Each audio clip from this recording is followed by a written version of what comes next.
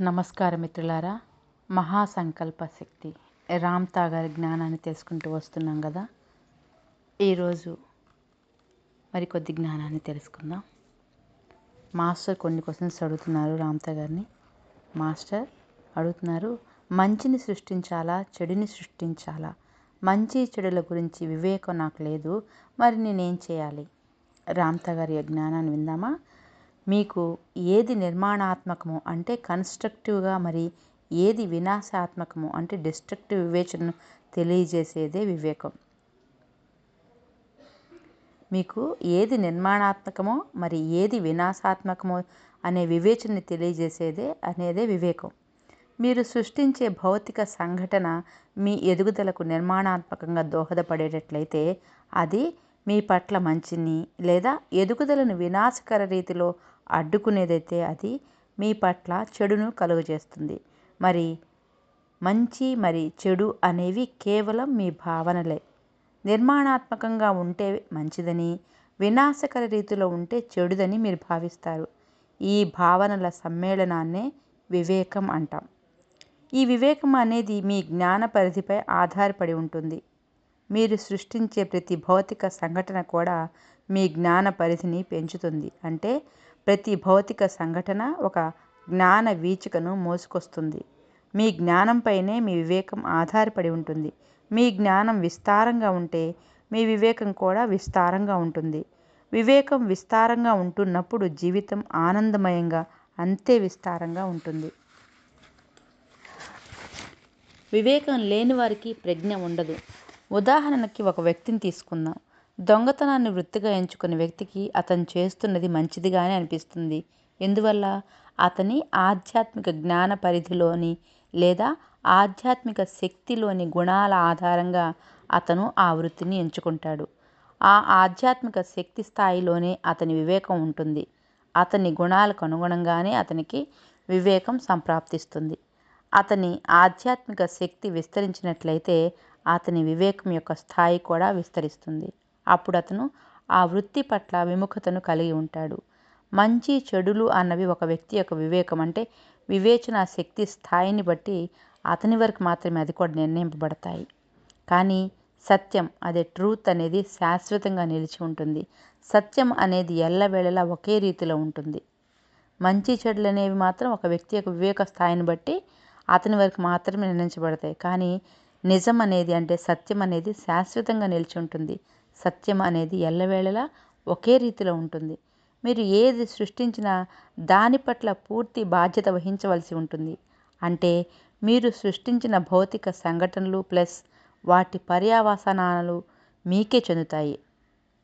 వాటి ద్వారా మీరు చైతన్య పరిణామం చెందటం జరుగుతుంది. మీరు సృష్టించే ప్రతి భౌతిక సంఘటన మీకు ఒక ఆధ్యాత్మిక సందేశాన్ని ఇస్తుంది. మంచి లేదా చెడు, అది ఏ సంఘటన అయినా సరే మీకు ఆధ్యాత్మిక శక్తిని పెంచుతుంది. తద్వారా చైతన్య పరిణామం పరంగా ముందుకే పురోగమిస్తారు. ఆధ్యాత్మిక అంటే చైతన్య పరిణామం వేగవంతంగా ఉంటే ఆనందం, మరి మందగమనంలో ఉంటే దుఃఖం ఎదురవుతాయి. ఆధ్యాత్మికంగా ఆలోచిస్తే కనుక చైతన్య పరిణామం వేగవంతంగా ఉంటే ఆనందం, మరి మందగమనంలో ఉంటే దుఃఖం ఎదురవుతాయి. జీవితం అంటే అదే. వేగం మరి మందగమనాల మధ్య ఉంటూ ఆనందం మరి విషాదాల మధ్య ఊగిసలాడుతూ ఉంటుంది ఈ జీవితం. మీలోని నివాసం ఉంటున్న తండ్రిని అంటే బ్రహ్మ పదార్థమైనటువంటి ఆ పరమాత్ముని మీ ఎరుకలోనికి తీసుకురానట్లయితే విషాదం ఆవహిస్తుంది.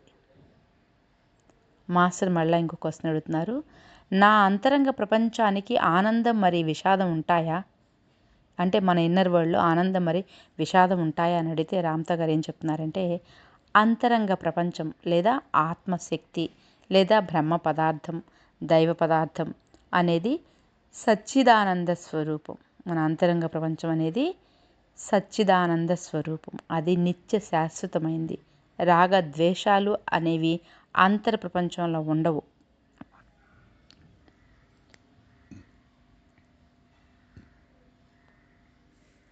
రాగద్వేషాలు మరి విషాదం అనేవి మనసు పరిధిలో పరిభ్రమిస్తూ ఉంటాయి. అంతరంగ ప్రపంచంలో మహాపరిశూన్యం ఆవరించి ఉంటుంది. అందులో అపరిమితమైన ఆనందం అపరిమితమైన దివ్య తేజస్సు, అప్రమేయమైన శక్తి సామర్థ్యాలు ఉంటాయి. భావోద్వేగాలు మనసు నుండి ఉద్భవిస్తాయి. ఆత్మశక్తిలో భావోద్వేగాలు ఉండవు. మీ సంకల్పాలకు ఈ భావోద్వేగాలు ప్లస్ అలాగే స్పందనలు అంటే ఫీలింగ్స్, ఎమోషన్స్ మరియు ఫీలింగ్స్ తోడినట్లయితే గనక విద్యుదయస్కాంత శక్తిని జనింపచేసి అంతర్ప్రపంచంలో సంకల్పాల పట్ల ప్రేరణని కలుగజేయడం జరుగుతుంది. ఎమోషన్స్ మనకి ఏవైతే ఉంటాయో అవి మీ సంకల్పాలకి ఈ ఎమోషన్స్ మరియు ఫీలింగ్స్ తోడినట్లయితే విద్యుదయస్కాంత శక్తిని జనింపచేసి అంతర్ ప్రపంచంలో సంకల్పాల పట్ల ప్రేరణని కలుగజేయడం జరుగుతుంది. మీ సంకల్పాలకు అనుగుణంగా అంతర్ ప్రపంచం స్పందించి వాటిని వాస్తవ రూపం చెందిస్తుంది, అంటే మేనిఫెస్టేషన్ చేస్తుంది. మీరు ఏది వాంఛిస్తున్నారో స్పష్టంగా నిర్దిష్టంగా తెలుసుకోవాలి. అప్పుడే ఈ విశ్వం నుండి మీకు అందజేయబడుతుంది. Ask and it shall be given. The spirit has no emotion. అపరిమితమైన ఆత్మశక్తిలో అసాధ్యం అంటూ ఏదీ ఉండదు. అక్కడ సమస్తము సాధ్యమే. ఇక్కడ ఎటువంటి భావోద్వేగాలు, రాగద్వేషాలు, బంధాలు మరి అస్పష్టత ఉండవు. అంతరంగ ప్రపంచంలో ద్వంద్వత్వం ఉండదు. నిత్య శాశ్వతమైన బ్రహ్మానందం మాత్రమే ఉంటుంది. ఈ బ్రహ్మానందం అనంతమైన అపరిమితమైన దివ్య కాంతి వంటిది. దివ్య కాంతి విస్తరించిన చోట చీకటి ఉండజాలదు కదా. కాంతి మరి చీకటి ఈ రెండు ఒకే చోట ఇమడలేవు. కాంతి లేనప్పుడు మాత్రమే చీకటి ఆవరిస్తుంది. ఆనందం లేనప్పుడు మాత్రమే విషాదం ఆవరిస్తుంది. ఆనందం ఉన్న చోట విషాదానికి తావులేదు. ప్రేమ ఉన్న చోట ద్వేషానికి తావులేదు. ఏకత్వం ఉన్న చోట ద్వంద్వత్వానికి తావులేదు. జ్ఞానం ఉన్న చోట అజ్ఞానానికి తావులేదు. కాంతి ఉన్న చోట చీకటికి తావులేదు. మీలోని భగవంతునితో కనెక్షన్ అంటే మనం ఎప్పుడైతే కనెక్ట్ అవుతామో ఆ సంధానం పట్ల ఎరుక కోల్పోయినప్పుడు విషాదం ఆవహిస్తుంది. అంటే మీలోని భగవంతునితో సంధానం పట్ల ఎరుక కోల్పోయినప్పుడు మాత్రం విషాదం ఆవహిస్తుంది. ఇప్పుడు అర్థమైందా విషాదం ఎప్పుడు ఆవహిస్తుందో? అంటే మనం ఎప్పుడైతే భగవంతుడితో కనెక్ట్గా ఉండలేకపోతామో అప్పుడే విషాదం వస్తుంది మాస్టర్స్. విషాదం అనేది అహం మరి మనస్సు పరిధిలోనిది. అహం అంటే ఈగో ప్లస్ మనస్సు దాటి మీలోని దైవత్వంతో లయించినప్పుడు విషాదం అనేది మటుమాయమైపోతుంది. చీకటికి ఎలా అస్తిత్వం లేదో విషాదానికి కూడా అదే మాదిరిగా అస్తిత్వం లేదు. అహంకారం ఆ ప్రభావంలో భ్రమలకు లోనైనప్పుడే విషాదం కమ్ముకుంటుంది. మనకి ఈగో ఎప్పుడైతే ఉంటుందో ఆ ప్రభావంలో మనం భ్రమలకు లోనైనప్పుడు విషాదం కమ్ముకుంటుంది. చిత్త భ్రమలను విషాదం అని పిలుస్తారు. సత్యం అనేది నిత్య శాశ్వతమైంది. సర్వకాల సర్వావస్థల్లోనూ సత్యం అనేది ఒకే రీతిగా ఉంటుంది. జ్ఞాన విస్తరణ ఆనందాన్ని పెంచుతూ వస్తుంది. అజ్ఞానంలో ఉంటున్నంత కాలము లేదా జ్ఞాన విస్తరణ మందగించినప్పుడు విషాదం ప్లస్ దుఃఖం ప్లస్ దారిద్ర్యం ఆవహిస్తాయి. జ్ఞాన విస్తరణకు సవిరామ కృషి సల్పండి మాస్టర్స్. జ్ఞాన విస్తరణ ఎక్స్పాన్షన్ ఆఫ్ నాలెడ్జ్ కోసం అహర్నిశలు సాధన చేయండి. కృషితో నాస్తి దుర్భిక్షం. మీలోని దైవత్వం మిమ్మల్ని ఎల్లవేళలా సంరక్షిస్తున్నది. అనుక్షణము మిమ్మల్ని ప్రేమిస్తుంది. పరిశుద్ధమైన మనసుతో త్రికరణ శుద్ధిగా మీలోని దైవంను స్తోత్రం చేయండి. మీ జీవితంలో ఏమేమి కావాలని వాంఛిస్తున్నారో వాటి కోసం ఊహాశక్తి ద్వారా కలలు కంటూ ఆ సందేశాన్ని మీలోని భగవంతునికి నివేదించండి. మీరు వాంఛిస్తున్నవన్నీ తప్పక నెరవేరుతాయి. నెరవేరని కలలు అసంతృప్తిని, నిరాసక్తతను కలుగజేస్తాయి. కలలు నెరవేరినప్పుడే మీలోని క్రీస్తు తత్వం అంటే క్రీస్ట్హుడ్ అంటాం కదా, ఆ క్రీస్తు తత్వం యొక్క మహిమాన్విత శక్తి బయటపడుతుంది. మరి విషాదం మరి దుఃఖం అనేవి మానసిక స్థితులు. వాటికి అస్తిత్వం అనేది లేదు, ఎగ్జిస్టెన్స్ లేదు. వెలుతురు ఉన్నప్పుడు చీకటికి ఎలా అస్తిత్వం ఉండదో అలాగే విషాదానికి కూడా అదే దుఃఖానికి కూడా అస్తిత్వం లేదు. అంతరంగ ప్రపంచంలో దివ్య తేజస్సు మాత్రమే ఉంటుంది. అక్కడ దైవత్వం మాత్రమే ఉంటుంది. అక్కడ క్రీస్తు తత్వం మాత్రమే ఉంటుంది. అక్కడ నిత్య శాశ్వత ఆనందం మాత్రమే ఉంటుంది. పునరుద్ధానం చెందండి మాస్టర్స్. గత కాలాన్ని అంటే పాస్ట్ని, గత జ్ఞాపకాలని, గత చరిత్రను సంపూర్తిగా వదిలిపెట్టండి. పాస్ట్ని పూర్తిగా వదిలేయండి గతాన్ని. విషాదం, దుఃఖం మరి దారిద్ర్యాలకు, పరిమితాలకు లోబడిన ఇంటెలిజెన్స్ మరి అహంకారం, లిమిటెడ్ ఇంటెలిజెన్స్ అండ్ ఈగో వల్ల ఉంటాయి. అంతరంగంలో దైవత్వానికి అపరిమిత తత్వం ఉంటుంది. సచ్చిదానందం మరి అప్రమేయమైన శక్తి సామర్థ్యాలు ఉంటాయి. అంతరంగంలో మహాపరిశూన్యం ఆవరించి ఉంటుంది. దివ్య తేజస్సు నిత్యము ప్రకాశిస్తూ ఉంటుంది. అంతరంగ ప్రపంచమే సచ్చిదానంద ఘన పరమాత్మ తత్వం. మాస్టర్ అడుగుతున్నారు, ఇలా క్వశ్చన్ అడుగుతున్నారు మాస్టర్స్. నేను ప్రాపంచిక సంపద లేదా భౌతిక సంపద కోసం నా శక్తి సామర్థ్యాలను ఏ మేరకు వినియోగించవచ్చు? ఈ సంపద కోసం ఏ విధంగా సంకల్పాలు పెట్టుకోవాలి? రామ్తా గారు ఏం చెప్తున్నారంటే, ప్రాపంచిక సంపద అంటే భౌతిక సంపద అనేది భౌతిక సంఘటన క్రిందకే వస్తుంది. భౌతిక సంఘటనల సృష్టి, ఆ క్రియేషన్ ఆఫ్ ఫిజికల్ ఈవెంట్స్ కోసం ఇక్కడ జన్మ తీసుకోవడం జరుగుతుంది. భౌతిక సంఘటనల సృష్టి ద్వారా భౌతిక ప్రపంచంలో పదార్థం, చైతన్య శక్తి ప్లస్ జీవరసాయనిక శక్తితో ముడివడిన సృష్టిని అధ్యయనం చేయడం ద్వారా ఆధ్యాత్మిక జ్ఞాన సంపదని విస్తరింపచేసుకోవడం కోసమే జన్మ తీసుకోవడం జరుగుతుంది. అటువంటప్పుడు భౌతిక సంపద యొక్క సృష్టి అనేది ఆధ్యాత్మిక చైతన్య పరిణామానికి అవరోధం కాదు. భౌతిక సంపదను సృష్టించే పరిణామ క్రమాన్ని, అందులో ఇమిడి ఉంటున్న మెకానిజం గురించి రామ్తా సందేశం ఏముందంటే, మీ సంపద మీ చేతుల్లో, అదే దివ్య సంపద అనే టైటిల్లో ఉంటుంది మాస్టర్స్. ఆ గ్రంథంలో చాలా చక్కగా వివరించబడింది. ఈ గ్రంథాన్ని తప్పనిసరిగా చదవగలరు. సంపద, ఐశ్వర్యం అనేవి మీ జీవితంలో ప్రవేశించకపోవడానికి ప్రధానమైనటువంటి కారణాలు ఏంటంటే మీకు చెప్తాను ఇప్పుడు. 1, ధనం లేదా సంపద అనేది ఆధ్యాత్మిక ప్రగతికి అవరోధమని ప్రగాఢంగా విశ్వసించడం మొదటి కారణం. అలాగే 2, ఆధ్యాత్మిక జీవితం మరి ప్రాపంచిక జీవితం వేరువేరుగా ఉంటాయని భావించడం. 3, ధనం లేదా సంపద వల్ల చెడు ప్రభావాలకు లోనవుతామని విశ్వసించడం. 4, ఈ భూ ప్రపంచంలో అరాచకం, దుఃఖం, విషాదం, చెడు అనేవి సర్వత్రా వ్యాపించి ఉన్నాయని బలంగా విశ్వసించడం. ధనం లేదా సంపద లోభత్వాన్ని, మాశ్చర్యాన్ని కలిగిస్తాయని, తద్వారా ఆధ్యాత్మికంగా తిరోగతి చెందుతామని భయాలని కలిగి ఉండటం. 6, అత్యాశపరులు, దురాశపరులే ధన సంపాదనకి పూనుకుంటారు అనే భావన కలిగి ఉండటం. 7, జీవితంలో ధన సంపాదనకి గల అవకాశాలు పుష్కలంగా ఉండవు, మరి కేవలం విధి వ్రాత వల్ల ధనం లేదా సంపద సంప్రాప్తిస్తుందని విశ్వసించటం. 8, సమృద్ధికరమైన జీవితం, ఆరోగ్యవంతమైన జీవితం, ఐశ్వర్యవంతమైన జీవితం కోసం కలలు కనటం మాని దౌర్భాగ్య పరిస్థితులు ఎదుర్కోవాల్సి వస్తుందేమోనని నిత్యము భయపడుతూ ఉండటం. ఇది ఇంకొకసారి రిపీట్ చేస్తాను మాస్టర్స్. సమృద్ధికరమైన జీవితం, ఆరోగ్యవంతమైన జీవితం, ఐశ్వర్యవంతమైనటువంటి జీవితం కోసం కలలు కనటం మానేసి దౌర్భాగ్య పరిస్థితులు ఎదుర్కోవాల్సి వస్తుందేమో అని నిత్యము భయపడుతూ ఉండటం. 9, జీవితం పట్ల నిరాసక్తత, నిరాశ, భయాందోళనలు కలిగి ఉంటూ ఉత్సాహాన్ని, నూతనత్వాన్ని ఆహ్వానించకపోవడం. 10, సంపద అంటే ధనం లేదా సృష్టి కోసం ఇతర మానవులతో పోటీని ఎదుర్కోవాల్సి వస్తుందని భయాందోళన కలిగి ఉండడం, మరి ఎల్లప్పుడూ పోటీ మనస్తత్వాన్ని కలిగి ఉండడం.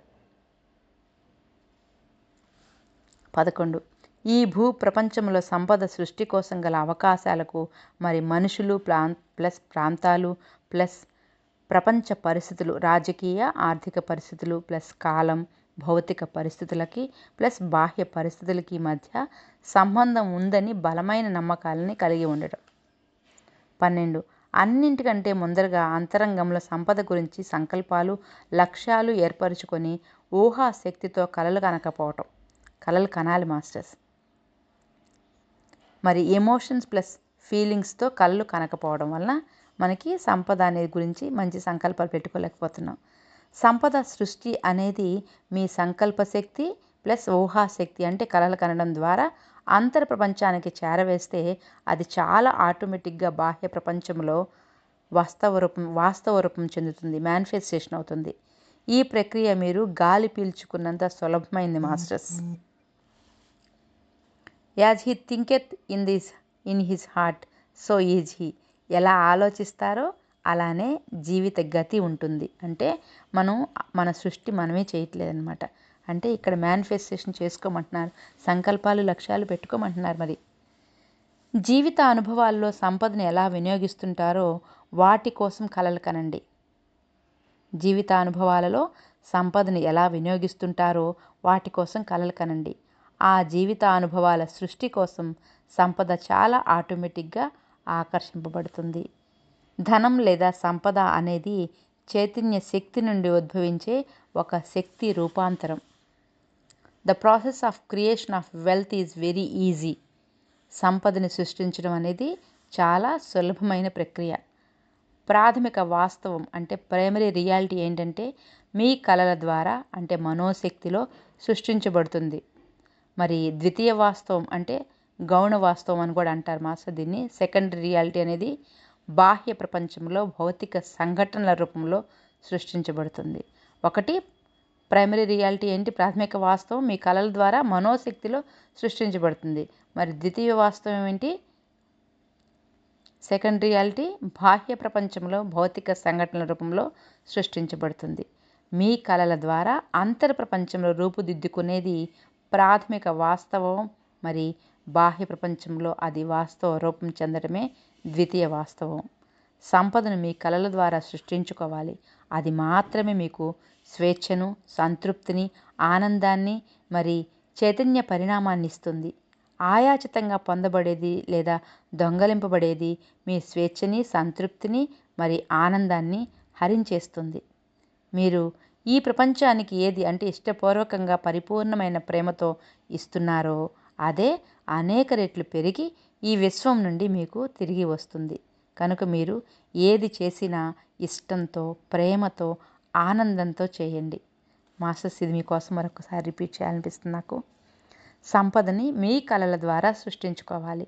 అది మాత్రమే మీకు స్వేచ్ఛని, సంతృప్తిని, ఆనందాన్ని మరి చైతన్య పరిణామాన్ని ఇస్తుంది. ఆయాచితంగా పొందబడేది లేదా దొంగలించబడేది మీ స్వేచ్ఛని కానీ, సంతృప్తిని కానీ మరి ఆనందాన్ని కానీ హరించేస్తుంది. మీరు ఈ ప్రపంచానికి ఏది అంటే మీరు ఇష్టపూర్వకంగా పరిపూర్ణమైన ప్రేమతో ఇస్తున్నారో అదే అనేక రెట్లు పెరిగి ఈ విశ్వం నుండి మీకు తిరిగి వస్తుంది. కనుక మీరు ఏది చేసినా ఇష్టంతో, ప్రేమతో, ఆనందంతో చేయండి. మీ జీవితంలో ఏమేమి కావాలో వాటి గురించి ఊహాశక్తి ద్వారా ఇప్పటికే మీరు పొంది ఉన్నట్లు కలలు కనండి. అవన్నీ మీ ఆత్మనిధి నుండి ప్రాపంచిక జీవితంలోనికి ప్రవేశిస్తాయి. సంపద యొక్క సృష్టి అంటే ఇదే. సంకల్పాలు, లక్ష్యాలు అనేవి ఎప్పుడు వాస్తవ రూపం చెందుతాయో మీకు తెలుసా?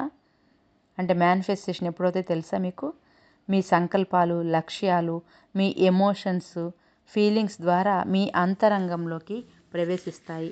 మీ అంతరంగంలో జనించేటువంటి విద్యుదయస్కాంత శక్తి జీవరసాయనిక శక్తితో కూడిన ఆలోచన తరంగాలు, thoughts containing electromagnetic energy plus biochemical energy, అవి బాహ్య ప్రపంచంలోనికి వెలువడి భూ విద్యుదయస్కాంత శక్తి ప్లస్ భూ జీవరసాయనిక శక్తి ప్లస్ భూ భౌతిక పదార్థంతో లయం చెందినప్పుడు లేదా అంతర ప్రపంచం నుండి వెలువడే సంయోగ శక్తి మరియు భూ భౌతిక సంయోగ శక్తుల ఫ్రీక్వెన్సీస్ ఒకే రీతిలో అనునాదంలో ఉంటున్నప్పుడు మీ కలలు వాస్తవ రూపం పొందుతాయి, అలాగే వాస్తవ రూపం చెందుతాయి కూడా. సృష్టి క్రియేషన్ అంటే వాస్తవం, ప్రాథమిక వాస్తవం నుండి వెలువడే ఆలోచన తరంగాలు ద్వితీయ వాస్తవం, గౌణ వాస్తవంలోనికి వాస్తవ రూపం చెందటమే. ఈ ప్రక్రియ చాలా కష్టమైందని మీరు భావిస్తున్నారా? కానీ ఇది చాలా సులభమైన ప్రక్రియ. మీరు గాలి పీల్చుకున్నంత సులభమైన ప్రక్రియ. సంకుచిత మనస్తత్వం మరి పరిమిత జ్ఞానంతో కూడిన నమ్మకాలను పక్కన పెట్టి అపరిమిత తత్వంలోనికి ప్రవేశించండి. అపరిమితత్వం మరి అత్యున్నత లక్ష్యాలు ఆధ్యాత్మిక చైతన్య పరిణామాన్ని వేగవంతం చేస్తాయి. పరిణామం నెమ్మదిగా సాగినప్పుడు దుఃఖం మరి వేగవంతమైనప్పుడు ఆనందం ఉద్భవిస్తాయి. గొంగళి పురుగులాగా జీవితాంతము మిగిలిపోతే విషాదం మిగులుతుంది. సీతాకొక చిలుకలాగా రూపాంతరం చెందితే ఆనందం సంప్రాప్తిస్తుంది. ప్రాపంచిక లక్ష్యాలా లేదా ఆధ్యాత్మిక లక్ష్యాలా? దేనిని ఎంచుకోవటం అని డోలాయమాన స్థితిలో ఊగిసలాడకండి. మీ జ్ఞాన పరిధిలో ఏ ఏ లక్ష్యాలు మంచివని మీకు తోస్తుందో వాటిని ఎంచుకోండి. ఫలానావి ప్రాపంచిక లక్ష్యాలు మరి ఫలానావి ఆధ్యాత్మిక లక్ష్యాలు అని నిర్ధారించగల జ్ఞానం ఎవరికి ఉంది? అంతటి పరిపూర్ణమైన జ్ఞానం గల వాళ్ళు మీ లక్ష్యాలు సంకల్పాల పట్ల తీర్పులు ఇవ్వరు. జ్ఞాని ఎప్పటికీ ఇతర మానవులు మరియు జీవజాతుల స్వేచ్ఛకి ఆటంకాలు కలిగించడు. ఇతరుల కర్మలకి తీర్పు ఇవ్వడం కూడా చేయడు. ఇతరుల పట్ల జడ్జిమెంట్స్ ఇచ్చేవాడు జ్ఞాని కాడు. జ్ఞాని ఎల్లప్పుడూ కూడా ప్రోత్సాహాన్నిస్తుంటాడు. మీరు ఆచరించే కర్మలన్నీ మిమ్మల్ని ఆధ్యాత్మికంగా పురోగమింపు చేయడానికేనని మీరు గ్రహించాలి. ఆధ్యాత్మిక శక్తి పెరిగే కొలది ఏ కర్మలను ఎంచుకోవాలో ఏవి ఎంచుకోకూడదో సహజావబోధన ద్వారా అంటే ఇన్స్టిట్యూషన్స్ ద్వారా మీకే బోధపడుతుంది. అత్యున్నతమైన జీవిత లక్ష్యాల సాధన కోసం మీకు కావలసినంత సంపద కోసం కలలు కనండి.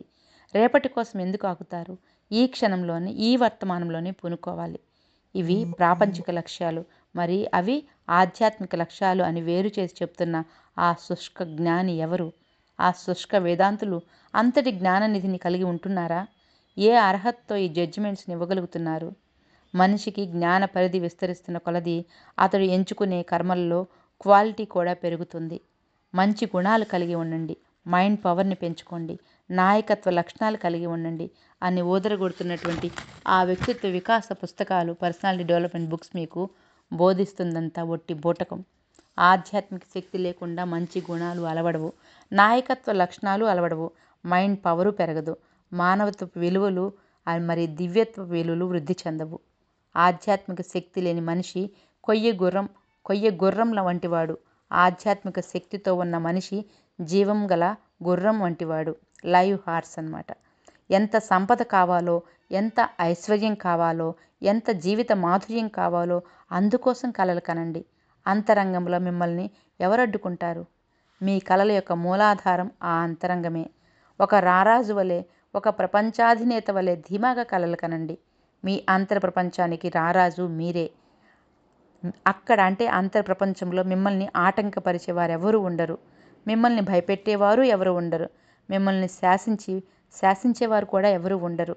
ఆత్మశక్తి యొక్క అనంతతత్వం తెలిపేది అంతర్యానం ద్వారానే, ఇన్నర్ జర్నీ ద్వారానే. మిత్రులారా, ఈరోజు ఇక్కడితో ముగిస్తున్నాం. మరికొద్ది జ్ఞానాన్ని రేపు తెలుసుకుందాం.